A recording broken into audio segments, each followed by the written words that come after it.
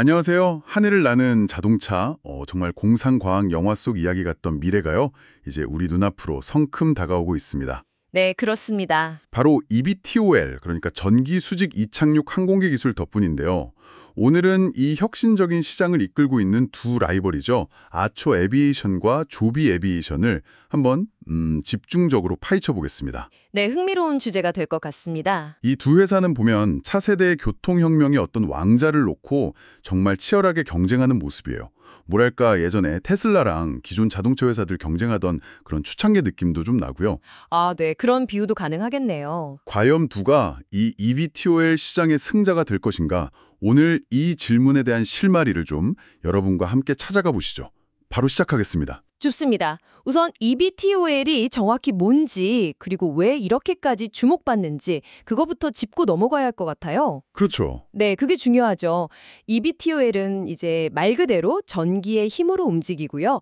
헬리콥터처럼 수직으로 뜨고 내릴 수 있는 그런 비행체를 말합니다. 기존 헬리콥터 하면 사실 가장 큰 단점이 엄청난 소음, 또 매연 문제였잖아요. 아, 맞아요. 시끄럽고 좀 그랬죠. 네, 이걸 해결하면서 이제 도심 항공 모빌리티, UAM이라고 하죠. 이 UAM의 핵심 역할을 할 걸로 기대를 받고 있습니다. 그렇죠. 그 복잡한 도심 안에서 빠르고 또 친환경적인 이동 수단이 될 수 있다는 점, 이게 정말 매력 포인트인 것 같아요. 공항 오가는 셔틀이라든지 아니면 교통체증 심할 때 그걸 피해서 도시 주요 지점을 연결하는 에어 택시, 이런 게 진짜 현실이 되는 건데요. 와, 상상만 해도 좀 흥미롭습니다. 맞습니다. 일단 배출가스가 전혀 없고요. 운용소음도 헬리콥터랑 비교하면 훨씬 적거든요. 게다가 뭐 활주로 같은 거 필요 없이 좁은 공간에서도 그냥 뜨고 내릴 수 있으니까 정말 도심 환경에 딱 맞는 최적화된 운송수단으로 이제 각광받는 거죠. 아하. 이런 잠재력 때문에 사실 아처나 조비 같은 회사들이 아직 본격적인 상업 운항 시작도 안 했는데 벌써 수십억 달러 기업 가치를 인정받고 있는 그런 상황입니다. 와, 정말 그 기대감이 엄청나게 반영된 가치라고 할 수 있겠네요. 물론 뭐 초기 투자자들 기대에는 아직 좀 못 미치는 주가 흐름을 보이기도 했지만요. 그래도 그 기반을 보면 델타나 유나이티드 같은 진짜 큰 항공사들, 또 토요타나 스텔란티스 같은 글로벌 자동차 기업들의 지원이 아주 든든하게 있다는 점, 이것도 좀 주목해야 할 것 같아요. 그렇습니다. 그 파트너십 구조를 보면요. 조비는 델타 항공하고 토요타 이쪽이랑 손을 잡았고요. 아처는 유나이티드 항공 그리고 자동차 그룹이죠. 스텔란티스 여기랑 협력하고 있습니다. 네네. 이게 그냥 단순하게 돈만 지원하는 게 아니고요. 항공 운항 노하우라던가 아니면 뭐 대량 생산 역량 같은 이런 실질적인 도움을 서로 주고받는 관계죠. 아, 그렇군요. 시너지가 있겠네요. 네, 여기에 더해서 두 회사 모두 미 공군하고 계약을 체결하면서 기술력도 입증했고요.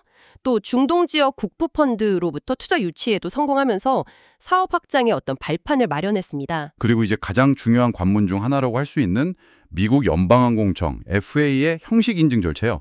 이것도 최종 단계에 거의 다 왔다는 점이 시장 기대감을 더 높이는 거겠죠. 아, 맞습니다. 그 FAA 인증이 사실 이게 있어야 상업적인 승객 운송이 가능해지니까요. 그렇죠. 안전이랑 직결되는 거니까. 네, 매우 엄격하고 복잡한 과정입니다.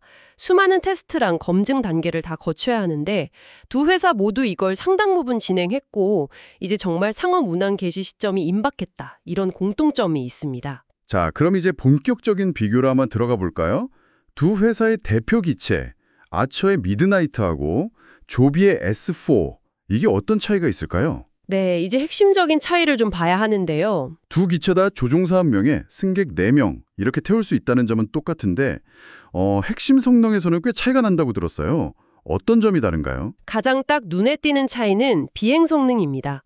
조비의 S4는요, 한 번 충전으로 최대 150마일, 이게 킬로미터로 하면 약 241km 정도 되거든요. 네. 이 거리를 비행할 수 있고 최고 속도는 시속 200마일, 그러니까 약 322km에 달합니다. 와, 시속 320km요. 엄청 빠른데요? 네, 반면에 아처의 미드나잇은 최대 항속거리가 100마일, 약 161km 정도고요. 최고 속도는 시속 150마일, 약 241km 수준입니다. 와, 그러면 항속거리랑 최고속도 모두 조비의 S4가 상당히 앞서는 거네요. 거의 뭐 1.5배 정도 차이가 나는 셈인데요. 이게 단순히 뭐 배터리 용량 차이일까요? 아니면 다른 이유가 있는 건가요? 여기가 아주 흥미로운 지점 같습니다. 네, 이게 근본적인 차이가 있습니다. 바로 추진 방식의 차이인데요. 조비 에스코는 틸트 로터라는 방식을 썼어요. 틸트 로터요? 네, 6개의 좀 큰 프로펠러가 있는데 이게 수직으로 뜨고 내릴 때는 하늘을 향하다가요. 순항 비행, 그러니까 앞으로 쭉 날아갈 때는 완전히 앞으로 기울여져요. 그래서 비행기처럼 고정된 날개랑 같이 양력을 얻는 방식입니다. 즉, 이륙할 때랑 순항할 때 똑같은 프로펠러 시스템을 쓰는 거죠. 아, 그 미 해병대 오스프리 수송기? 그거랑 좀 비슷한 원리군요. 맞습니다. 바로 그거죠. 이 틸트로터 방식이 수직 이착륙 능력하고 또 고정익 비행기의 빠른 속도, 효율성 이걸 다 가질 수 있다는 장점이 있어요. 순항할 때 프로펠러 효율이 아주 높아지는 거죠. 효율적이겠네요. 그럼 아처는요? 반면에 아초의 미드나잇은 프로펠러가 총 12개나 됩니다. 12개나요? 네. 근데 이 중에서 6개는 수직 이착륙에만 써요. 그리고 앞으로 기울여지지가 않습니다. 나머지 6개 프로펠러가 순항 비행을 담당하는 뭐랄까 리프트 앤 크루즈 방식이라고 부릅니다. 아하, 그러니까 아처 미드나잇은 이륙할 때 썼던 프로펠러들이 순항 중에는 그냥 고정되어 있으니까 이게 공기 저항을 추가로 만들 수 있다, 이런 거군요. 그래서 속도랑 항속거리에서 차이가 나는 거고요. 정확합니다. 구조적으로 보면 아처 방식이 좀 더 단순할 수는 있겠지만 그 공기역학적인 효율성 면에서는 조비의 틸트로터 방식이 더 우수하다 이렇게 평가를 받습니다. 그렇군요. 이런 기술적인 차이 때문에 아처는 스스로도 우리는 도심 내에서 한 20마일에서 50마일 정도, 그러니까 짧은 구간을 계속 반복 운항하는 데 최적화된 모델이다. 이렇게 강조를 하고요. 반면에 조비는 상대적으로 더 긴 도시간 중장거리 노선까지도 염두에 두고 있는 거 아니냐 이렇게 해석이 됩니다. 각자 기술적 특성에 맞춰서 목표 시장을 조금 다르게 보고 있는 거네요. 약간 전략이 다르군요. 그럼 기체 가격이나 향후의 기술 확장 가능성 이런 측면에서는 또 어떤 차이가 있을까요? $100만 수준으로 알려져 있어요. 500만 달러? 네, 조비 S4 가격은 아직 공식적으로 나온 건 없는데 일각에서는 틸트로터 시스템이 복잡하긴 해도 나중에 대량 생산하면 오히려 비용 효율성이 좋아져서 미드나잇보다 더 싸거나 비슷한 수준이 될 수도 있다. 이런 전망도 내놓고 있습니다. 근데 이건 아직 확인된 건 아니고요. 네, 전망일 뿐이군요. 그리고 기술 확장성 측면에서는 조비는 지금 배터리 기반 모델 말고도 장기적으로는 수소 연료전지 이걸 동력원으로 쓰는 모델까지 연구 개발을 진행 중인 걸로 알려졌어요. 오, 수소까지요? 네. 이건 이제 미래에 더 긴 항속거리가 필요할 때를 대비하려는 움직임으로 보이고요. 반면에 아처는 현재로서는 배터리 기술을 좀 더 고도화하는 데 집중하는 모습입니다. 종합적으로 봤을 때 현재까지 나온 정보만으로는 순수한 기술적 잠재력이나 우위는 조비 쪽에 조금 더 무게가 실린다 이런 평가가 많습니다. 그렇군요. 기술적인 면에서는 조비가 약간 앞서 나가는 그림인데 하지만 아무리 기술이 뛰어나도 이걸 실제로 안정적으로 만들어서 시장에 내놓지 못하면 그건 소용이 없는 거잖아요. 그렇죠. 바로 이 생산 전략, 여기서 두 회사가 아주 극명한 차이를 보인다고 들었습니다. 네, 맞습니다. 바로 그 지점이 투자자들이나 시장 분석가들이 가장 주목하는 부분 중 하나예요. 왜냐하면 이 생산 방식이 결국 향후 시장 점유율이나 수익성을 결정짓는 핵심 변수가 될 수 있거든요. 중요하겠네요. 조비는 핵심 부품 설계부터 마지막 조립까지 대부분의 과정을 그냥 자기들이 다 하는 수직 통합 모델을 추구합니다. 캘리포니아의 자체 생산 시설도 만들고 있고요. 아, 마치 그 초창기 테슬라처럼요. 기술이랑 생산 과정을 완전히 자기들 걸로 만들겠다. 이런 전략이군요. 장점도 있겠지만 리스크도 상당할 것 같은데요. 맞아요. 기술 유출 막고 품질 완벽하게 통제할 수 있다는 장점은 있죠. 장기적으로는 생산 비용 절감 효과도 기대할 수 있고요. 하지만 초기에 대규모 설비 투자가 꼭 필요하고 또 생산량을 빨리 늘리려고 할 때 병목 현상이 생길 수 있다는 위험 부담이 큽니다. 실제로 조비는 아직 구체적으로 연간 생산 목표가 얼마다, 로드맵이 이렇다, 이런 걸 외부에 명확하게 밝히지는 않고 있어요. 아, 좀 신중한 거군요. 반면에 아처는 그럼 완전히 반대의 길을 선택했다고요? 그렇습니다. 아처는 항공기 동체 생산이나 최종 조립을 글로벌 자동차 대기업이죠. 스텔란티스, 여기에 그냥 전적으로 맡기는 아웃소싱 또는 파트너십 기반의 생산 전략을 택했습니다. 조지아주의 스텔란티스랑 같이 대규모 생산 공장을 짓고 있는데 여기서 이제 스텔란티스가 오랫동안 쌓아온 자동차 대량 생산 노하우를 접목시키겠다. 이런 계획입니다. 이건 정말 흥미로운 접근 방식인데요. 항공기 생산을 자동차 회사에 맡긴다니 상당히 파격적이네요. 그렇죠. 이 전략의 가장 큰 장점은 역시 막대한 초기 자본 투입 부담을 줄일 수 있다는 거고요. 그리고 이미 검증된 생산 시스템을 활용해서 빠르게 생산량을 늘릴 수 있다는 점입니다. 아처는 이런 자신감을 바탕으로 아주 구체적인 생산 계획까지 발표했어요. 계획이 나왔어요? 네. 2025년에 10대를 시작으로 2026년에는 48대, 2027년 252대, 그리고 2028년에는 연간 650대까지 생산량을 확대하겠다. 아주 공격적인 목표를 제시했습니다. 와, 650대? 조비가 생산 계획을 좀 신중하게 가져가는 거랑은 완전히 대조적이네요. 아초의 방식은 투자자들한테 우리는 이렇게 만들어서 시장에 내놓을 자신이 있다. 이런 명확한 신호를 주는 효과가 있겠어요. 물론 스텔란티스랑 협업이 얼마나 잘 될지는 지켜봐야겠지만요. 그런데 핵심 생산 기술을 외부에 의존하는 거 이게 장기적으로는 좀 리스크가 없을까요? 좋은 지적이십니다. 자체 생산 능력이 부족하면 장기적으로는 기술적으로 종속되거나 협상력이 약해질 수 있다 이런 우려도 분명히 존재합니다. 반대로 조비의 수직 통합은 당장은 리스크가 크지만 만약 성공적으로 안착만 한다면 기술적 리더십이랑 원가 경쟁력을 동시에 확보할 수 있는 잠재력도 있고요. 결국 어떤 생산 전략이 이 EV BTOL이라는 새로운 산업에 더 적합할지는 시간이 좀 지나봐야 명확해질 것 같습니다. 자, 그럼 이제 가장 현실적인 문제죠. 바로 돈 이야기로 넘어가 보겠습니다. 이런 기술과 생산 전략의 차이가 결국에는 재무적인 성과로 어떻게 이어질 걸로 예상이 되는지 궁금한데요. 특히 매출 전망을 보면 각 회사의 성장 경로를 좀 가늠해 볼 수 있을 것 같아요. 네, 그 분석가들의 매출 추정치를 살펴보면요. 두 회사의 서로 다른 강점이나 전략이 딱 반영돼서 나타납니다. 조비의 경우를 보면 2024년에는 약 13만 6천 달러 정도, 아주 미미한 매출로 시작하는데요. 2027년에는 1억 3천만 달러 수준까지 아주 가파르게 성장할 것으로 예측됩니다. 13만 달러에서 1억 3천만 달러면 와, 3년 만에 거의 1000배 가까이 성장하는 거네요. 정말 엄청난 속도인데요. 네, 그렇죠. 이게 이제 미국 내 주요 도시랑 두바이에서 상업 운항 시작하는 거, 또 미 공군과의 계약 확대, 그리고 최근에 인수한 블레이드 에어 모빌리티라는 역외 운송 사업 통합 효과, 이런 것들이 반영된 결과로 보입니다. 그렇군요. 그럼 아첨은 어떤가요? 아처의 매출 전망은요? 아처는 2024년에는 아직 의미 있는 매출은 없을 걸로 예상이 되는데요. 2025년부터 생산이 시작되면서 2027년에는 조비보다 훨씬 많은 약 4억 1,600만 달러의 매출을 달성할 것으로 전망됩니다. 4억 달러요? 조비보다 훨씬 많네요. 네, 이건 이제 아랍에미리트, UAE, 아부다비에서 대규모 서비스 개시 계획이 있고요. 미 공군 납품 물량 증가, 그리고 무엇보다 스텔란티스와의 협력을 통한 빠른 생산량 증대, 이게 뒷받침될 거라는 기대감 때문입니다. 2027년 매출 규모만 딱 놓고 보면 아처가 조비를 3배 이상 앞설 수도 있다. 이런 예측이군요. 물론 예측은 예측일 뿐이겠습니다만 아처의 그 생산 전략이 매출 성장세에는 더 빠르게 기여할 수 있다. 이런 분석이네요. 그런데 이렇게 폭발적인 성장 전망에도 불구하고 두 회사 모두 당분간은 수익을 내기는 좀 어렵다고요? 네, 그 점이 현재 EVTOL 기업 투자에 있어서 가장 큰 고려사항 중 하나입니다. 2026년 예상 매출 성장률만 봐도 조비는 12,000% 이상, 아처는 7,000% 이상. 정말 기록적인 수치잖아요. 네, 엄청나죠. 맞습니다. 중요한 건 뭐냐면 두 회사 모두 막대한 연구개발비, R&D 비용이죠. 또 FAA 인증 획득 비용, 생산시설 짓고 운영하는 비용, 그리고 상업운항 네트워크 구축 비용 등등 때문에요. 미국 일반 회계 기준 GAAP 기준으로 보면 향후 몇 년간은 상당한 규모의 적자를 기록할 가능성이 높다는 점입니다.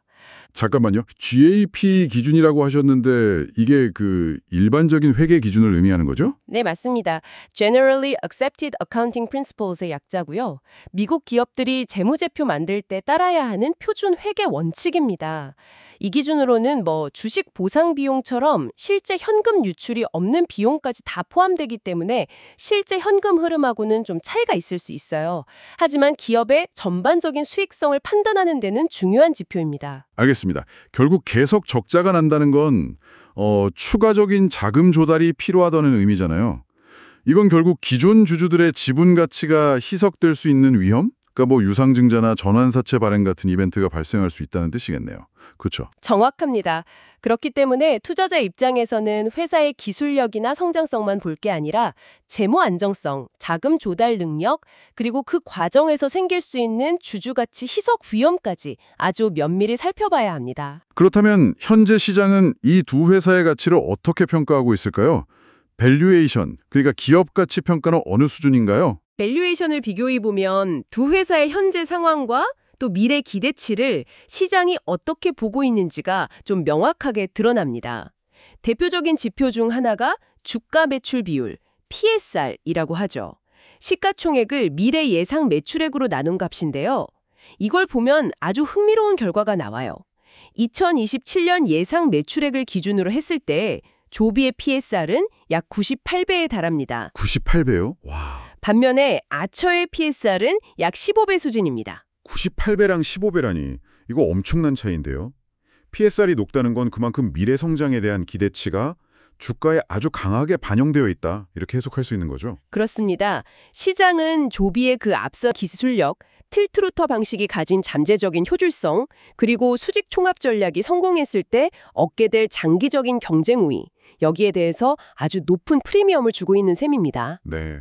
반면에 아처는 상대적으로 훨씬 더 현실적인 또는 좀 보수적인 밸류에이션 평가를 받고 있다 이렇게 볼 수 있습니다.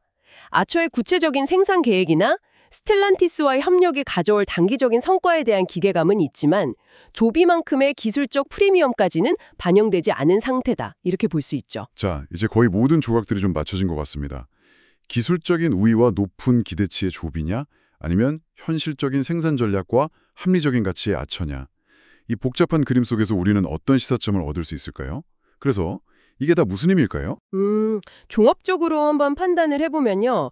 순수하게 기술적인 완성도나 비행 성능 측면만 봤을 때는 현재로서는 조비의 S4가 아처의 미드나잇보다는 우위에 있는 게 사실입니다. 더 멀리, 더 빠르게 비행할 수 있다는 점은 분명한 장점이죠. 장기적으로 수소연료 전지 같은 확장 가능성까지 고려하면 기술 선도 기업으로서의 입지가 더 강해 보이기도 하고요. 네, 기술 자체만 보면 그렇겠네요. 하지만 우리가 꼭 명심해야 할 것은 시장에서의 성공이라는 게 단순히 기술의 우월함만으로 결정되지는 않는다는 점입니다. 특히 EV 위티올처럼 완전히 새로운 시장을 만들어야 하는 경우에는요. 기술을 안정적으로 구현하고 또 대량 생산을 통해서 가격 경쟁력을 확보하고 규제 당국의 인증을 받아서 실제 성업 서비스를 성공적으로 운영하는 능력, 이게 훨씬 더 중요할 수 있습니다. 뭐랄까, 만들 수 있느냐와 팔 수 있느냐는 좀 다른 차원의 문제니까요. 아, 그렇죠. 그런 관점에서 보면 아처의 전략이 좀 더 현실적인 경로를 제시하고 있다. 이렇게 해석할 수도 있겠군요. 스텔란티스라는 강력한 파트너를 통해서 생산 리스크랑 초기 자본 부담을 확 줄이고 또 명확한 생산 로드맵을 제시하면서 시장에 신뢰를 주려는 전략이니까요. 밸류에이션 부담이 적다는 점도 매력적일 수 있고요. 맞습니다. 그 워런 버핏의 투자 철학 중에 좋은 기업을 합리적인 가격에 산다는 관점이 있잖아요. 네네. 그런 관점에서 본다면 현재로서는 아처가 조비보다 더 매력적인 투자 대상이 될 수 있다. 이런 분석이 힘을 얻고 있습니다. 물론 EV 위티올 산업 자체가 아직 정말 초기 단계고 FAA 인증이 지연된다거나 생산에 차질이 생긴다거나 예상보다 시장 수요가 더디게 큰다거나 하는 수많은 불확실성이 존재한다는 점, 이건 반드시 고려해야 합니다. 경우는 그 엄청나게 높은 기대치를 만약 충족시키지 못하면 주가 변동성이 매우 클 수 있다. 이런 리스크가 있는 반면에 아처는 상대적으로 좀 낮은 밸류에이션에서 시작해서 구체적인 생산 계획을 실행해 나갈 경우에 꾸준한 성장을 기대해 볼 수 있다. 이런 장점이 있다는 거군요. 네, 그렇습니다. 요약하자면 단기적으로는 조비의 기술적인 성과나 FAA 인증 관련 소식이 시장의 주목을 받을 가능성이 높아요. 하지만 중장기적인 관점에서 투자 매력도나 위험 대비 기대 수익률 이런 측면에서는 아처의 접근 방식이 더 설득력을 가질 수 있다. 이런 분석이 현재 나오고 있는 상황입니다. 낮은 자본 집약도와 명확한 생산 계획, 이게 아처의 핵심 강점으로 꼽히고 있습니다. 오늘 우리는 미래 항공 모빌리티 시대를 열어갈 두 선두주자죠. 아처와 조비의 정말 흥미진진한 경쟁 구도를 다양한 각도에서 깊이 있게 살펴봤습니다. 한쪽은 혁신적인 기술력과 수직 통합을 내세우고 다른 한쪽은 아주 영리한 파트너십과 구체적인 생산 계획을 무기로 내세우고 있네요. 네, 이 EVTOL 기술이 앞으로 우리 도시의 스카이라인, 또 사람들의 이동 방식을 근본적으로 어떻게 바꿔놓을지 지켜보는 건 정말 흥미로운 여정이 될 겁니다. 두 회사 모두 상업 운항을 현실화하기까지 넘어야 할 산이 많지만 그 너머에 펼쳐질 가능성 또한 정말 무궁무진하다고 할 수 있겠습니다. 여러분의 생각은 어떠신가요? 궁극적으로 이 새로운 하늘길의 승자는 과연 누가 될까요? 혁신적인 기술 그 자체가 시장을 지배하게 될까요? 아니면 현실적인 생산 능력과 영리한 사업 전략이 최종 승자를 가르게 될까요? 어쩌면 두 회사 모두 각자의 방식으로 성공을 거두면서 시장을 함께 키워나갈 수도 있겠죠. 이 질문에 대한 답을 찾아가는 과정을 함께 지켜보시는 것도 아주 흥미로운 관전 포인트가 될 것 같습니다. 오늘 이야기는 여기까지입니다. 다음 시간에 더욱 흥미로운 주제로 다시 찾아뵙겠습니다.